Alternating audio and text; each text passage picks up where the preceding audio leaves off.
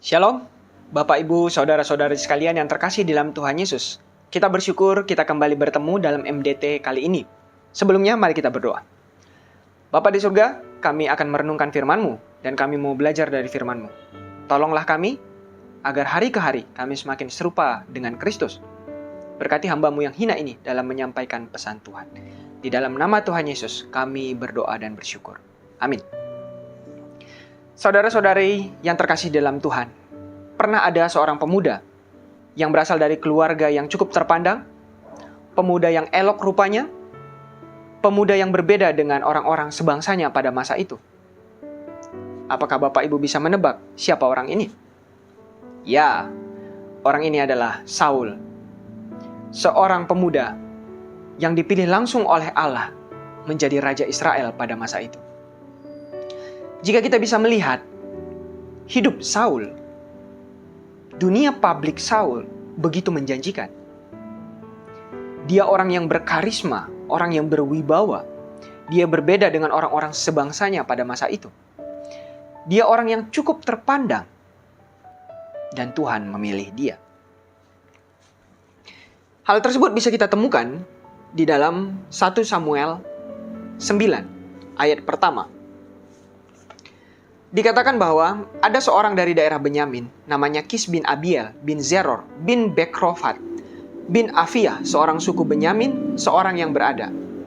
Orang ini ada anaknya laki-laki namanya Saul, seorang muda yang elok rupanya. Tidak seorang pun dari antara orang Israel yang lebih elok daripadanya. Dari bahu ke atas ia lebih tinggi daripada setiap orang sebangsanya. Hal tersebut seharusnya wajar. Mengapa? Seorang anak yang berasal dari keluarga yang cukup terpandang. Tidak heran dia memiliki pertumbuhan yang jauh lebih baik dari yang lain. Tidak heran dia berbeda dengan orang yang lain, karena dari segi makanan, dari segi kebutuhan sehari-hari, dia adalah orang yang cukup. Dan di dunia zaman sekarang pun, ini adalah suatu hal yang wajar.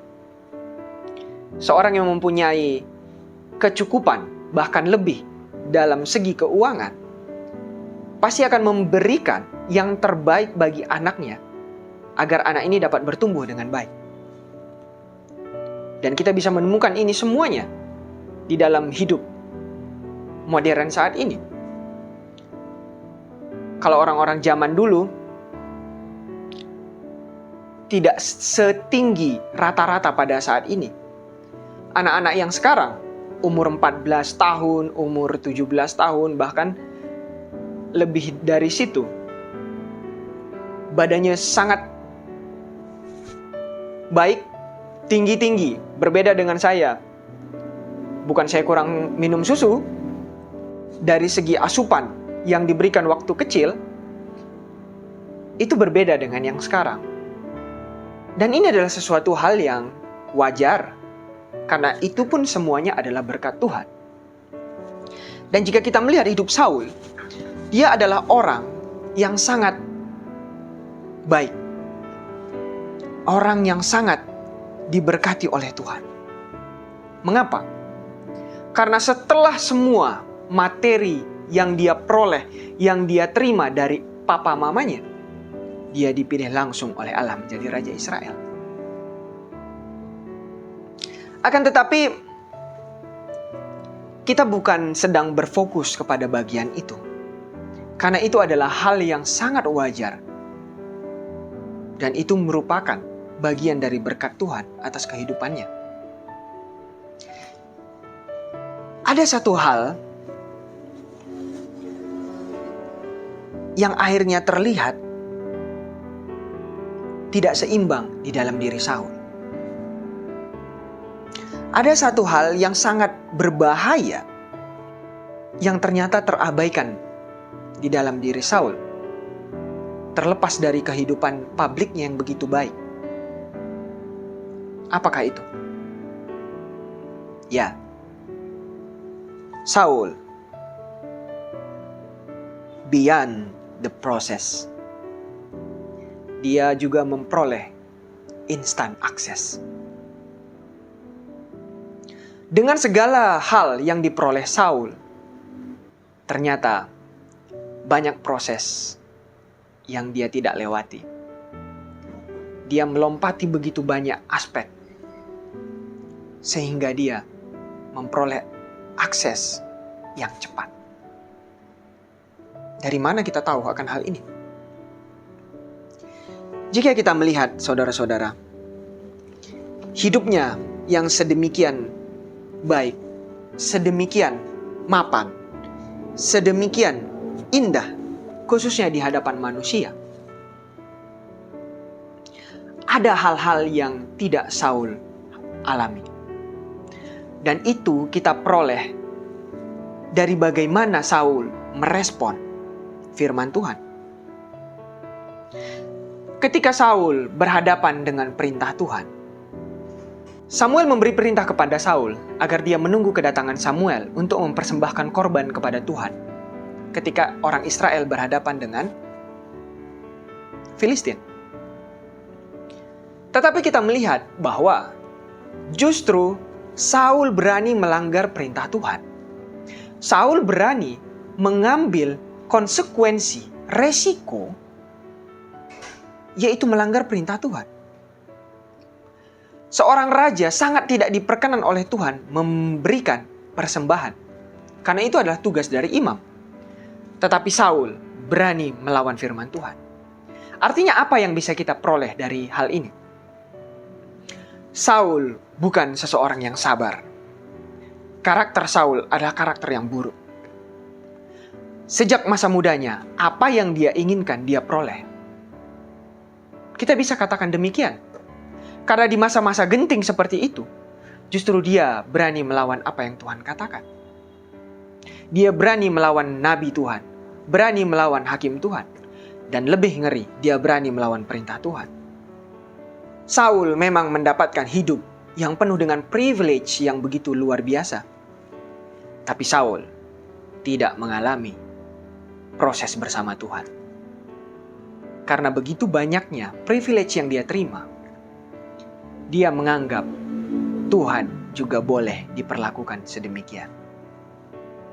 Tapi akhirnya Alkitab menuliskan, Tuhan menyesal mengangkat Saul menjadi raja atas Israel. Dan kita tahu kelanjutan selanjutnya. Saul menjadi orang yang sangat tidak baik. Saul menampakkan jati dirinya yang asli di hadapan manusia. Yang tadinya hidupnya sangat baik, yang tadinya hidupnya sangat berwibawa di depan manusia, tetapi kali ini dia memperlihatkan hidup yang sangat buruk. Dan Tuhan tahu itu. Saudara-saudara yang terkasih di dalam Tuhan, bagaimana dengan kita saat ini? Apakah saat ini kita sibuk menata dunia publik kita di hadapan manusia? Atau justru kita sedang bergumul dengan begitu kuatnya menata dunia pribadi kita di hadapan Tuhan? Di bagian mana kita hari ini? Apakah kita sibuk memperlihatkan kepada orang banyak bahwa kita itu adalah orang yang baik, orang yang begitu rohaniawan, orang yang begitu dekat dengan Tuhan, orang yang begitu memiliki hubungan yang baik dengan sesama? Kita akan ketahuan aslinya ketika kita diperhadapkan dengan pilihan ikut perintah Tuhan atau mengikuti apa yang kita inginkan. Karena kita melihat Saul pun demikian. Apalagi di era modern saat ini, di era postmodern yang sedemikian pelik. Hidup kita selalu diperhadapkan kepada pilihan. Ikut Tuhan atau ikut setan. Ikut firman Tuhan atau ikut apa kata dunia ini. Ikut tren atau ikut keinginan hati. Hari ke hari kita diperhadapkan dengan hal itu. Bagaimana dengan kita saat ini? Mana yang lebih sering kita lakukan? Ikut Tuhan kah? Atau ikut keinginan hati kita? Karena itu ada 3 hal yang paling penting di dalam disiplin rohani sebagai aplikasi kita saat ini. Doa, firman, dan puji-pujian kepada Tuhan. Apakah di dalam hidup kita saat ini, hidup keseharian kita, 3 hal ini dengan setia kita bisa kerjakan? Karena ketiga hal ini sangat menentukan hidup pribadi kita dengan Tuhan. Kita bisa datang ke gereja setiap minggu, tapi kita bisa dalam keseharian tidak melakukan ketiga hal ini. Doa, firman, dan puji-pujian kita di hadapan Tuhan dengan setia. Jika saya boleh bertanya kepada Bapak Ibu Saudara-saudara sekalian hari ini, apakah ketiga hal ini kita kerjakan di hadapan Tuhan dengan setia? Atau kita hanya sedang store muka ke gereja setiap hari Minggu? Yang mana kita hari ini? Apakah kita sama seperti Saul yang hidup kita sangat baik di depan manusia, tapi kita lupa bahwa hidup kita pribadi di dalam Tuhan sedang tidak baik-baik saja? Saya ingin mengajak Bapak Ibu, Saudara-saudari sekalian untuk merefleksikan kehidupan kita di hadapan Tuhan saat ini seperti apa. Apakah kerohanian kita saat ini baik-baik saja? Atau justru kita berpacu dengan waktu untuk memperbaiki hidup kita di hadapan manusia? Tapi sekali lagi, hidup di hadapan manusia tentu itu sesuatu yang baik jika kita bisa punya kehidupan yang baik di depan manusia. Tapi ada hal yang lebih penting. Dunia pribadi kita di hadapan Tuhan. Karena itu Amsal berkata, jagalah hatimu dengan segala kewaspadaan, karena dari situlah terpancar kehidupan. Berapa banyak hati kita dicemari oleh keinginan kita? Berapa banyak hati kita dicemari oleh keinginan duniawi? Berapa banyak hati kita dicemari oleh tipu daya iblis? Karena itu saya mengajak Bapak Ibu Saudara-saudari sekalian, di era kehidupan modern saat ini, marilah kita senantiasa menjaga hati kita di hadapan Tuhan. Karena Tuhan bukan saja melihat dunia publik kita, tapi Tuhan melihat hati saya, hati Bapak Ibu sekalian. Apakah hati kita beres di hadapan Tuhan? Karena dari buahnya lah terpancar. Dari buahnya lah kita bisa melihat siapa kita. Marilah kita bukan hanya terfokus pada dunia publik kita di hadapan manusia, tapi kita juga bisa merenungkan dengan sungguh-sungguh bagaimana hidup kita di hadapan Tuhan. Kiranya Tuhan menolong kita, karena Kristus sudah mati untuk kita.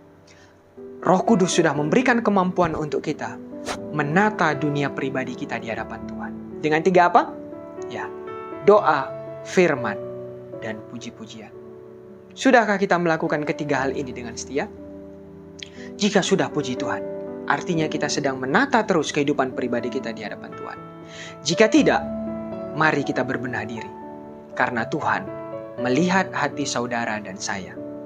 Manusia tidak bisa melihat hati kita, hanya Tuhan.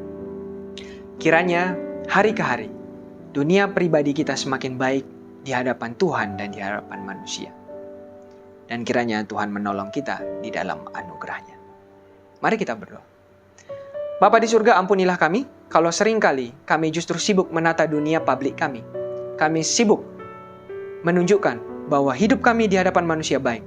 Tapi sebenarnya di belakang itu, di balik itu, dunia pribadi kami dengan Tuhan sedang tidak baik-baik saja. Tolonglah kami di dalam anugerah Tuhan, kami bisa hidup sebagaimana Tuhan mengkehendakinya. Berkati setiap firman yang sudah kami dengar. Kami mau hidup dengan hati yang murni di hadapan Tuhan. Di dalam nama Tuhan Yesus kami berdoa dan bersyukur kepadamu. Amin.